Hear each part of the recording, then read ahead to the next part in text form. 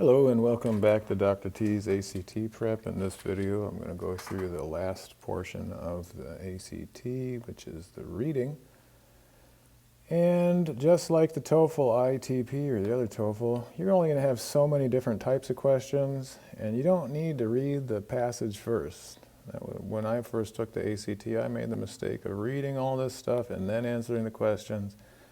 And then regardless of how you approach it, you're going to have to go back and read the passages, paragraphs, after you read the questions. So just skip right ahead to the questions, and it'll tell you where to look.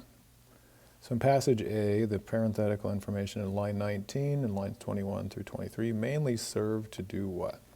So this is one of the types of questions that's going to direct you to a line, and then it's going to ask you the reason for that line. So let's look at 19. So there had been, an environment with proper level of humidity, one of the cardinal rules, whether there had been children in the household, even whether it had recently been transported by the ship. The worst thing you could possibly do with a piano, he told me more than once. What's that?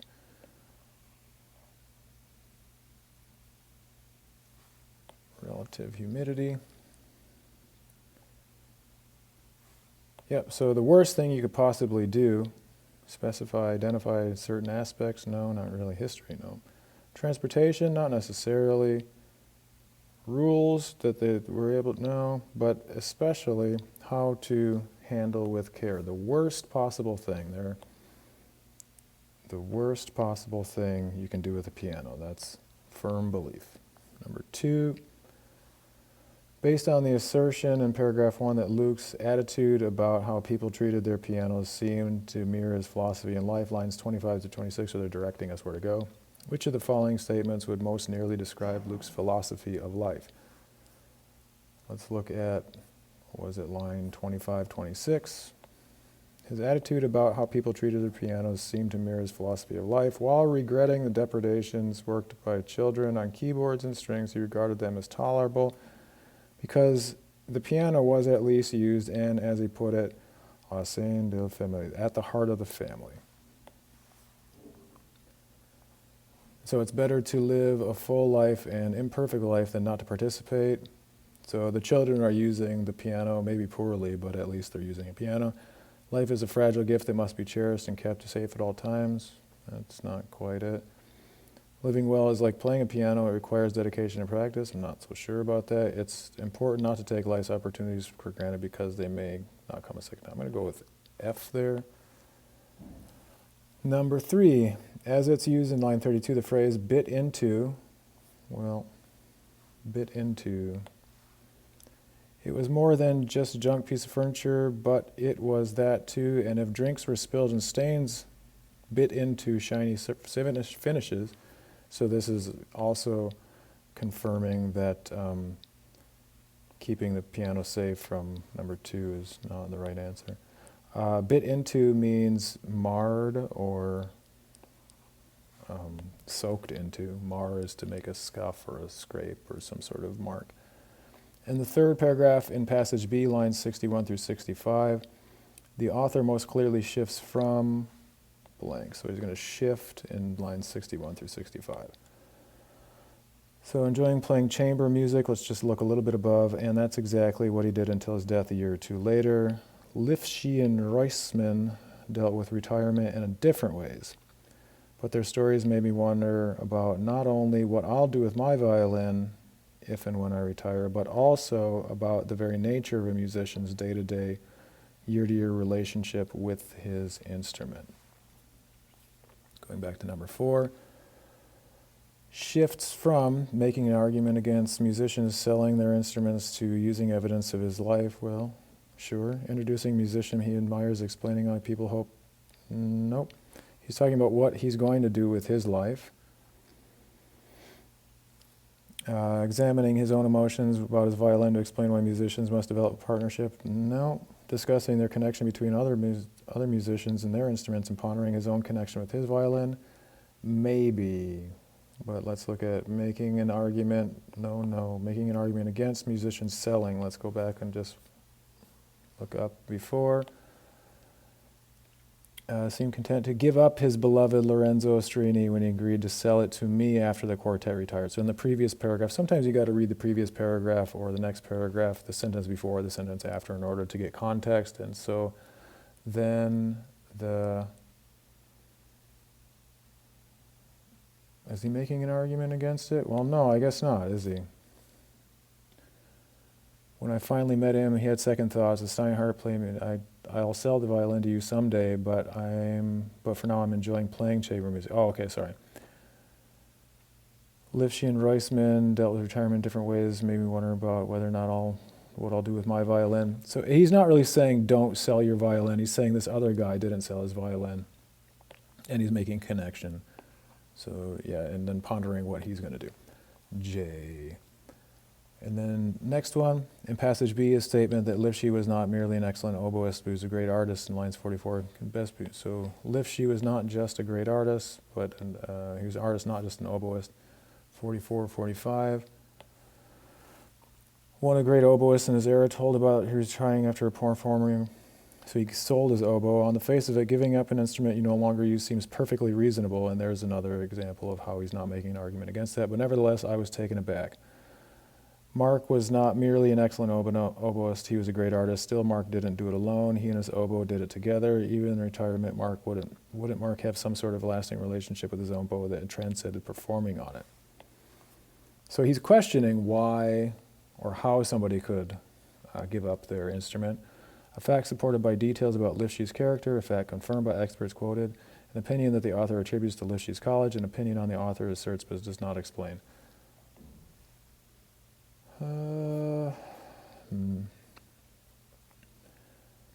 Nevertheless, I was taken aback. Mark was still not merely an excellent oboist. Mark didn't do it alone, so is he giving backing? No.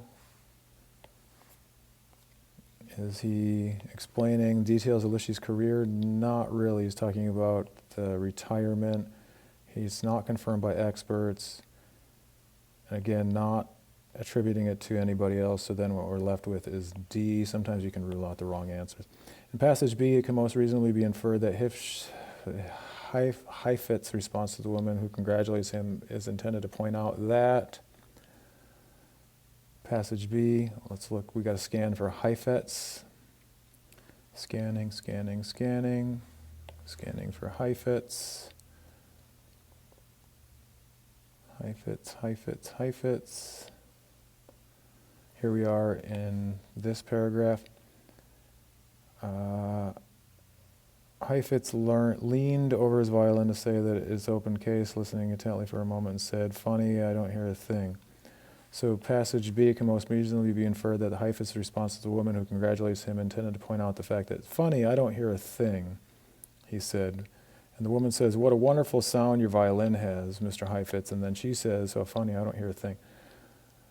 Which would be, okay, so it doesn't make a sound by itself. Isn't qualified? No. Woman hears it differently? No. Enjoyed, the woman wasn't making a humorous comment. If anything, he was making a humorous comment. In passage B, the author most directly indicates that the violin is sometime an adversary by stating that it, Blake, lies mute to its case, makes him adjust to his whims, responds with a range of emotion, or can't speak with words. So my violin lies mute in this case without me, but on the other hand, I stand mute on the concert stage without it. So he's saying both. Responds to a range of emotion, no. Can't speak with words, no. Lies mute in this case, no. Not just that. Without me, he's saying, so it makes him adjust to its whim. So it's a mutual sort of thing there. Next, compared to passage A, passage B is most directly focused on the blank damage music. I don't think so. Characteristics of an instrument that give clues to its history. I don't think so. Interdependence, there we are. That's the conclusion sentence. Oftentimes you can just read the conclusion sentence or the topic sentence, and it's going to tell you the main idea of the passage. So we start off with one of the great oboists told me that he sold his oboe. Well, that's the beginning of his story. But then at the end of the story, we get to the point where he says that his violin and he kind of work together in order to make the music. In contrast to the way the piano, number 9, in contrast to the way the pianos are described in passage A, the passage author's violin in passage B is described as passage author's violin exhibiting unique characteristics. Oh, and then here's that every whim right there. Some more like an adversary, you might say. There are other moments, however, when the violin stubbornly refuses to do my bidding, when it only reluctantly plays in tune or I make a sound that I want, delivers the music essence for what I strive. Then I have to cajole, bargain, or adjust to its every whim. What are we talking about here? Exhibiting unique characteristics. Meh. Having an active personality of its own. Yeah, it's personifying the violin. Sustaining damage from careless children. No. Being important to daily life. Not necessarily. No. Number 10, which of the following supports assertions about instruments that's most strongly supported by details provided in both passage A and B? Familiarity with your instrument is an important part of enjoying playing music. Sounds good. Instruments should be revered and never treated like furniture. No, it said something about spilling drinks and that being okay. Selling your instrument shows disrespect. Not necessarily. Maintaining proper humidity levels is essential. But that is not like, that. I don't think I saw that in part B at all, so I'm going to go with F.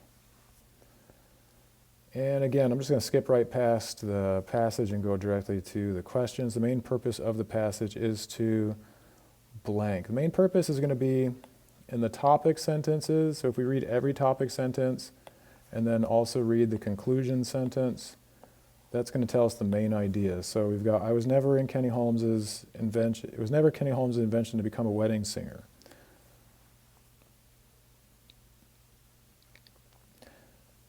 So we got Holmes's musical taste gradually changed. Describe how Holmes' hectic professional life affects his personal life. Highlight the different instruments Holmes mastered becoming. Document how Holmes eventually became an enterprising band leader. I'm leaning towards that one just because.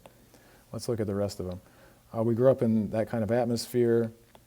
Like any American boy in the 50s and 60s, he was fascinated with popular music. Okay. He was not a virtuoso. He discovered good at making money at it. That's entrepreneur, band enterprising. A career as a musician was not what he or his family had in mind. Well, so we're still dealing with the process. We're not talking about instruments, right? Hectic professional life, not necessarily. Gradually changed taste, no.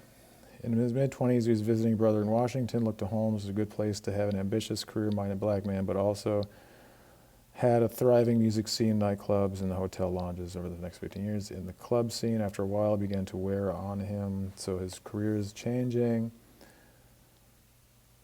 Well suited for the role of an event band leader. Finally, we get to there. So it's all kind of leading to how he became this wedding singer.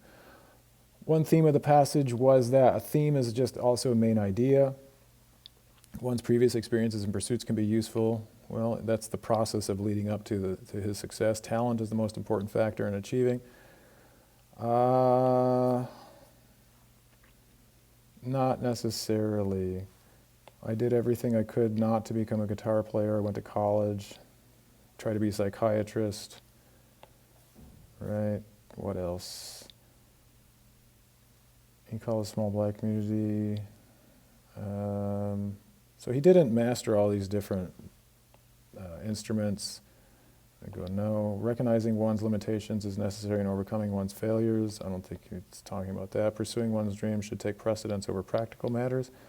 Well, no, because he actually tried to do everything that would have led him away from music. Which of the following events referred to the passage in order chronologically? Which of the following events referred to in the passage occurred last chronologically? Taylor, Bronner, limousine, sound ideas. So we're looking, just scanning for words. Taylor, Browning, limousine, Taylor, Bronner, limousine, sound ideas. Taylor, Bronner, limousine.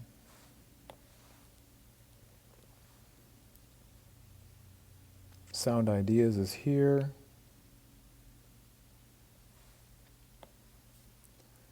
Bronner is here. Taylor is there. I'm guessing Limousine is before he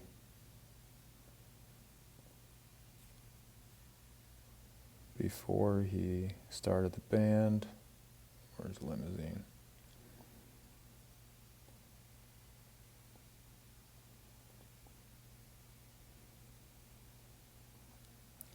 Limousine. Well, if he's a professional musician, although I'm scanning, but I can't find the word limousine right now. I'm going to go ahead and guess that it's not the Limousine.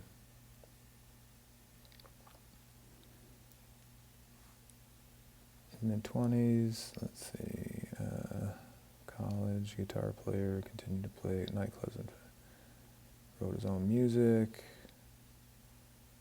rhythm and blues station,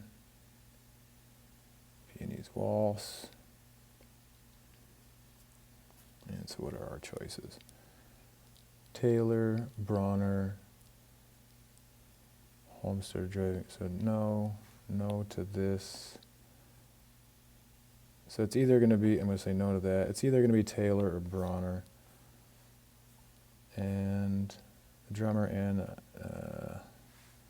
he accepts turnover as a factor running a band. His current lineup in the Mercurial World part-time performance fairly been steady. Sam Bronner, the drummer, Attabia Taylor, the sax player, I played with him for 3 and 4 years. There we are, 3 and 4 years respectively. So Taylor, that respectively means the second person mentioned,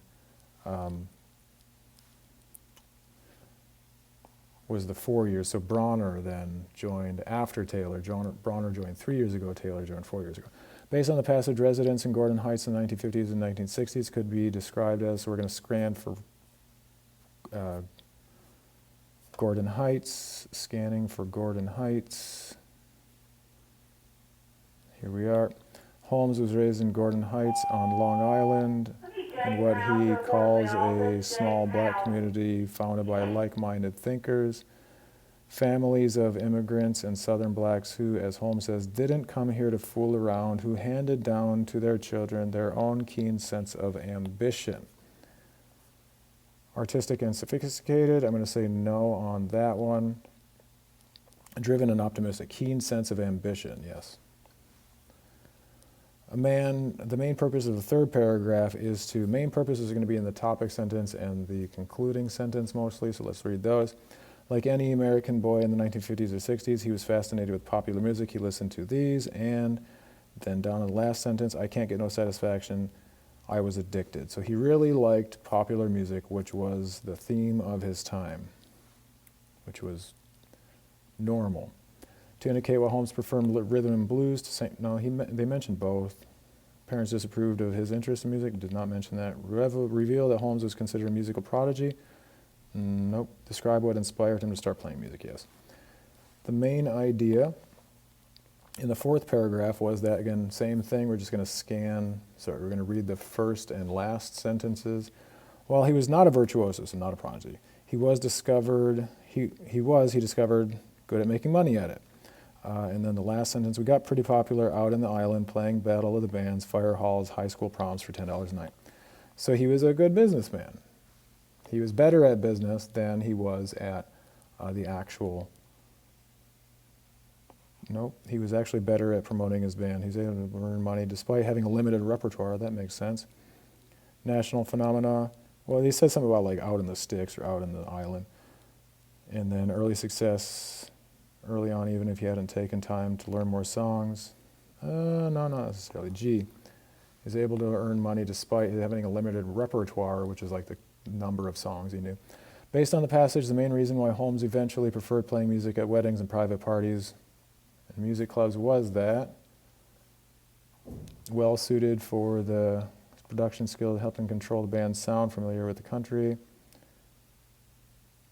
I could make in one night what I used to make in 5. That changed the culture of what I was doing. Oh, here's the limousine. Holmes used 8 musicians. So basically, he could make enough money in one night that he didn't have to go tour around. More profitable. The main idea of the 11th paragraph is that, so 73 through 80, Holmes used as many as 8 musicians and 2 singers for weddings, and then the keyboardist played with him for 15 years. So he had a big band, and he saw a lot of people cycle through that big band. Some stayed for more years than others. Holmes often has to alter his musical style. No. Holmes typically needs more band members to play it. Well, they're not comparing weddings and private parties. Core lineup of band members has been relatively consistent for a business with a high turnover rate. Sure, he had them for many years. And core lineup of band members is constantly changing. No, many changed, but some did not. Many changed, many did not, or something like that. Number 19, it can be reasonably inferred from the passage that Holmes band members like playing music with Holmes in part because of contrast to other band leaders. Holmes blank is familiar with big band, classical, and country. I think he liked rock and R&B and stuff, though. He allowed band members to showcase their talents, played music in Washington Club for 15 years. Band members like playing music with Holmes in part because in contrast to other band leaders. Let's have a quick look. During performance, he lets his musicians take the lead and utilize a special Striptrons track called Digital Sequences to tempo and fill musical parts when necessary, ultimately preferring the messy alchemy of live music as something more canned. So he allowed them freedom, whereas other band leaders did not showcase their talents. Okay. The passage phrase, something more canned. More canned is going to be recorded music. Canned. It's like something prepackaged or produced and sort of like not freestyle, not impromptu, not improv. Which of the following rhetorical techniques does the author repeatedly use in the passage as a means to engage readers? Well, repeatedly means that it's going to happen a bunch of times here. Which rhetorical techniques? Forthright attacks, open-ended questions, direct quotations, descriptions of experiences. So we can rule out B or C by looking for question marks and quotation marks. So quotation, quotation, quotation. We got quotation marks, but that's not really a direct quote, it's just one word.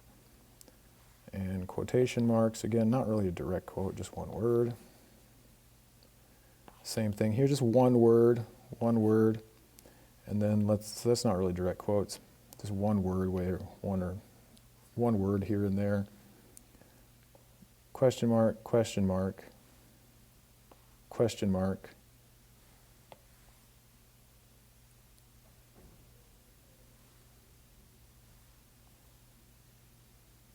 So I'm only seeing 3 question marks.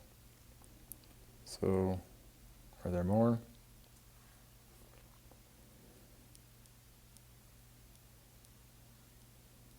Question marks, question marks, question marks.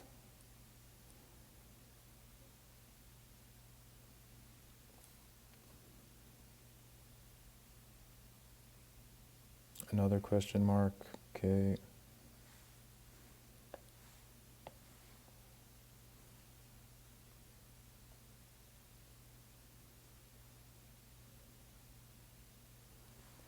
What else? Are there others? It's not too many question marks. Forthright attacks on what he labels readers' misunderstanding. So attacks, it became synonymous. Looking for attacks, savage and ruthlessly. These are going to be sort of attacks.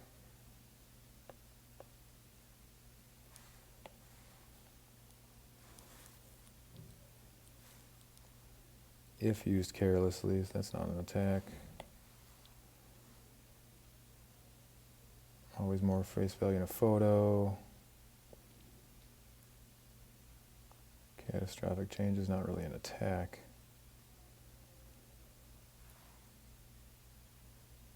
Photographers are not objective. They can document. They can easily tell lies. Well, that's not really an attack because he's not directing at anybody. Forthright. So none of them are forthright with labels and readers. Descriptions of his own experiences as a citizen of the Creek Indian Nation.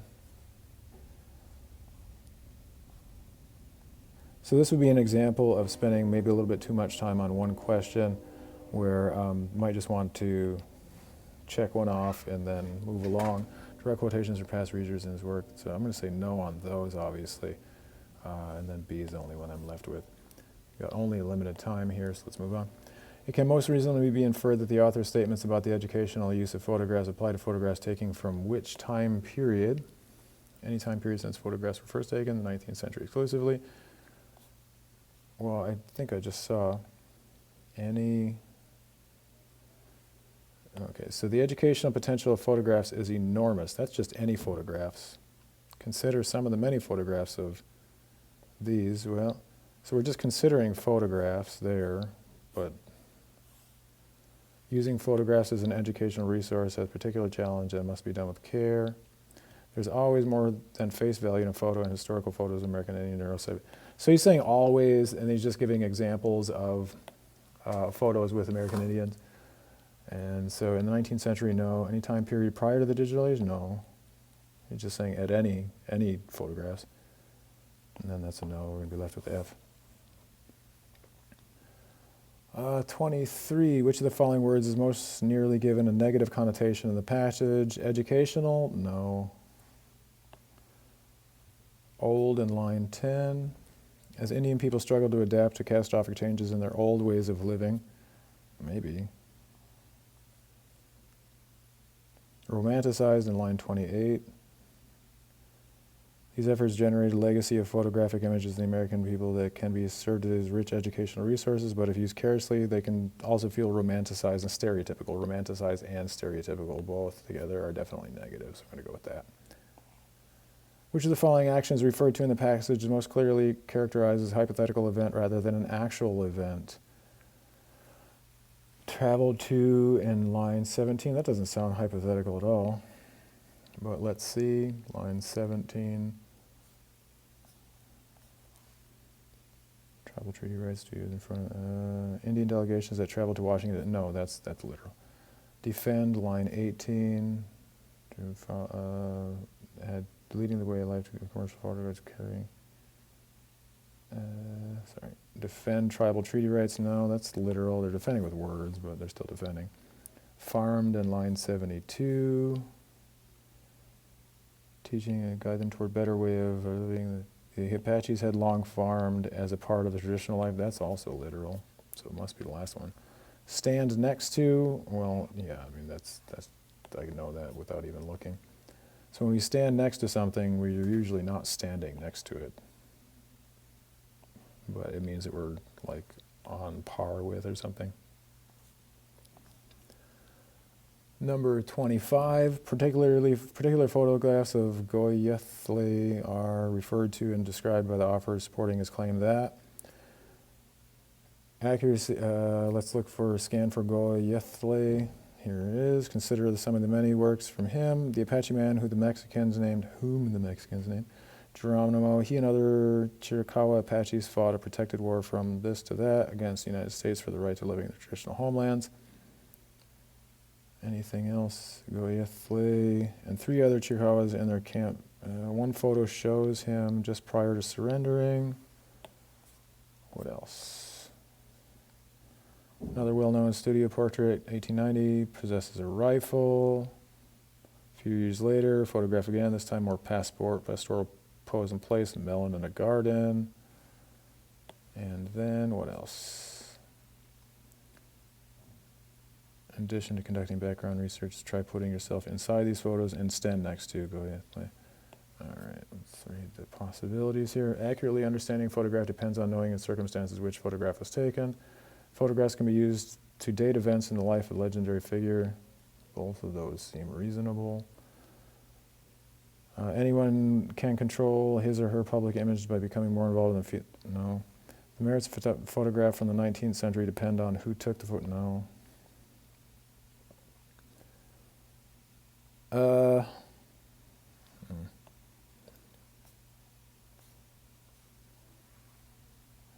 So let's look at before consider.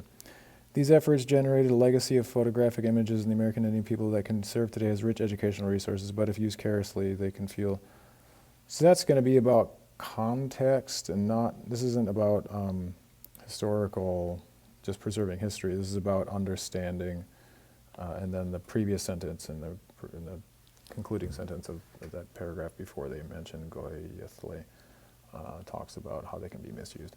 The author most strongly suggests that one reason commercial photographers began to photograph Native American communities was commercial photographers were instructed to do so, devoted to creating educational resources, committed to overcoming the preconceived notions, influenced to do so by photographers who had joined the government expeditions of the West. Photographers were also accompanied by government expeditions of the West. There we are. Influenced. Next. In the passage, the author notes the strange aspect of the photo with a rifle was that the photo was taken. What, with the rifle?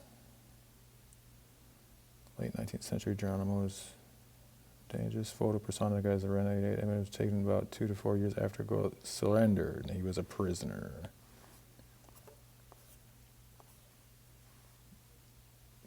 Prisoner of war. The author directly refers to which of the following aspects of the photographs of Goethe as being ironic. Which of the following aspects? So let's go look back up for the gardening picture. Melon garden with his wife and 3 children. What was the meaning behind this photo? Did people at the time see a simple family photo, or did it personify the government's policy toward Indians at the time, subduing feared and hated warriors, re-educating them and teaching them to farm in order to guide them toward a better way of life?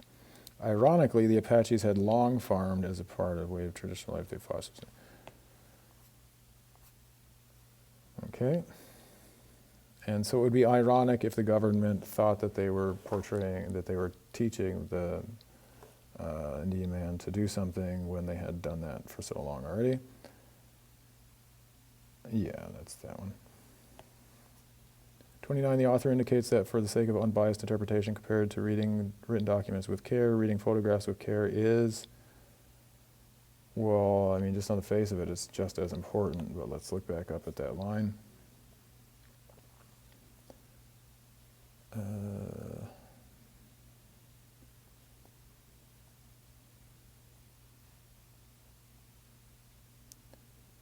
Document traditions, these efforts generate a legacy.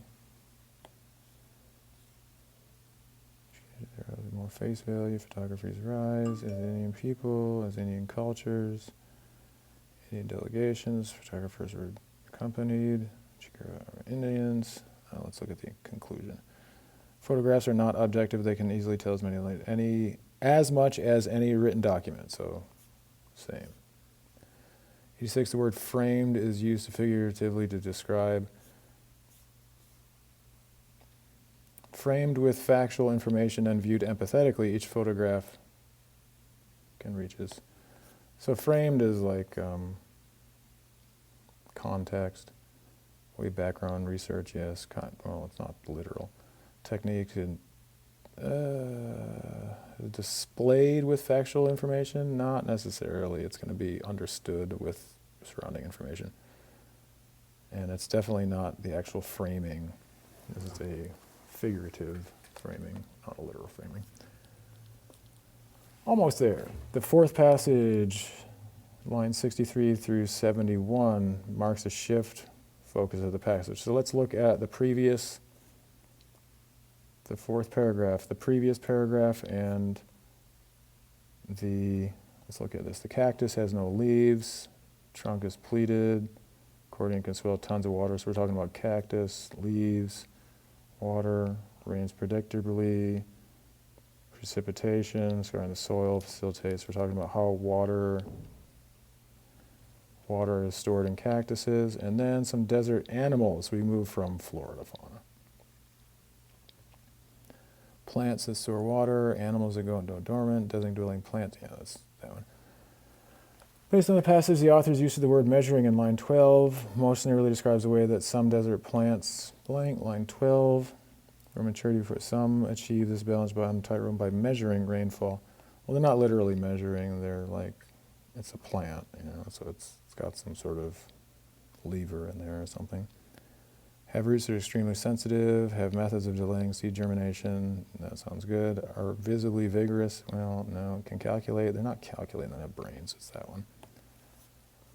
Which of the following statements best summarizes the process of the frog survive? How does it survive in the desert? So we're looking at the second half of the paragraph here. The frog from the northern fills up and greatly expands its urinary bladder as a water bag before burying itself in the soil, which spends most of the year waiting for the next rain. Okay. Learn something new every day. The frog stores water in its body, buries itself, and well, that's exactly what it said. But let's just read. It buries itself? No, it buries itself after and does not absorb rain from the skin. Nearly waterproof cocoon? No, does not absorb through the skin. Based on the passage, which of the following plants and animals employ communal strategy to survive in the desert? Seguro cactus and the frog and the honeypot ants only. Well,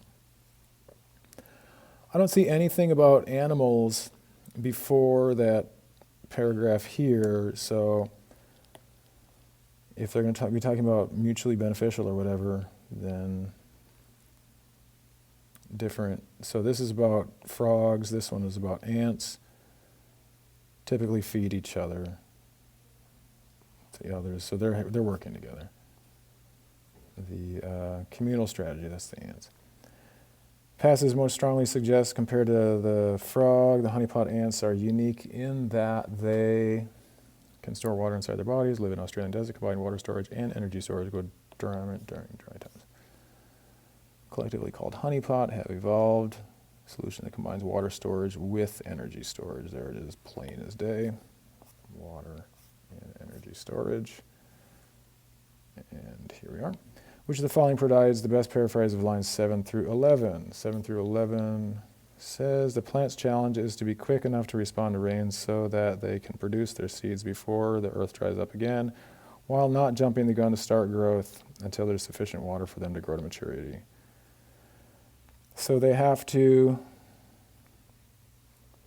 be quick enough to respond to the rain so that they can produce their seeds before the earth dries up without jumping the gun to start growth. Sufficient water for them to grow. So they have to conserve their water somehow, but they also have to produce their seeds in the right time. Annual plants survive in desert by making seeds swiftly when the conditions are right. Annual plants derive seed by making... No, they make it during the watery times. Dry conditions require the seeds of the desert plant to start germination. No. Seeds of the annual plant in the desert is designed to wait for years. It doesn't say this. It says annual plants make their seeds swiftly. They can't jump the gun. They can't go too fast. They can't go too slow. Based on the passage, it can most reasonably be inferred that the scarring some seeds require before germination is accomplished through scarring, there we go. By scarring the soil to facilitate infiltration of water into it. The agricultural plants capture the precipitation by scarring the soil. At least runoff, maximum absorption, or achieved by plowing the soil. However, such a strategy would not work. It can be, okay, scarring, oh, here we go. Seed coats, that's what we're looking for, not scarring the soil, scarring the seeds. Mechanically be scarred to permit sufficient wetting for germination. The scarring happens only when they are subject to flash floods in the riverbed. I believe I saw the word flash flood down there. Abrasion, yes. Abrasion is the same as scarring. As used in line 26, the word extent most probably means degree, is my guess, but let's look. 26, however, when the sepals are sufficiently wetted, then the tension increases to such an extent, such a degree. Those are synonyms. Sometimes you just have the synonym, sometimes it's used in context. According to the passage, which of the following actions did people in the Negev desert take in order to farm there? We're going to scan for Negev. Such a strategy would not work in a true desert such as the Negev. A different program is required there because the rain is infrequent and plowing would facilitate only evaporation of scarce water, so don't plow. The solution applied by those peoples in the past was to practice they called runoff farming. Farmers had mastered harnessing the flash floods that run down the gullies by catching the runoffs, not only by making terraces, but also building large cisterns into which the water is directed and held for later use. So terraces, cisterns, aqueducts, not exactly. So they didn't widen the gullies. They didn't plow the soil. That didn't work at all, constructing terraces. And based on the passage, the pleats in the body of the Sudgero cactus, I believe I saw the word pleats up there. The pleats in the body. Pleats in the body. Where did I see the word pleats? Cactus is green, Sudgero's trunk is pleated. The trunk is pleated like an accordion. It can swell to store tons of water that can last the plant for up to a year. So the pleats allow it to grow and expand, which is G. And that was the reading test, which again is, you got plenty of time as long as you know how to read topic sentence, conclusion sentence, read the questions before the paragraphs, and then go scan and skim for the information you need. With some practice, you'll be able to master that English test and the reading tests. No problem. Thanks for watching Dr. T's ACT Prep.